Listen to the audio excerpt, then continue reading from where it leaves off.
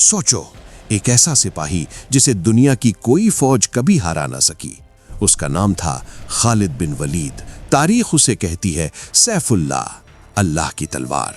मगर ये कहानी सिर्फ एक बहादुर फौजी की नहीं, ये एक ऐसे कमांडर की कहानी है जो जंग को बस तलवार से नहीं, दिमाग से जीतता था। खालिद बिन वलीद ने अपनी जिंदगी में 100 से ज्यादा जंगें लड़ी, अरब के रेगिस्तान से लेकर रोम और पर्शिया की बड़ी बड़ी फौजों तक। मगर अजीब बात यह है, वो कभी हारा नहीं। बैटल ऑफ यरमूक हो या दूसरी जंगें, हर दफा दुश्मन को स्ट्रेटजी से मात दी। उनके लिए बैटलफील्ड सिर्फ जंग का मैदान नहीं था, बल्कि एक चेस बोर्ड था। रोमन और पर्शियन फौजें हजारों सिपाहियों के साथ आती थीं, लेकिन जब जंग खत्म होती तो जीत खालिद बिन वलीद की होती। तारीख में बहुत से जनरल्स गुजरे हैं, मगर बहुत कम ऐसे हुए जो कभी शिकस्त न खाएं।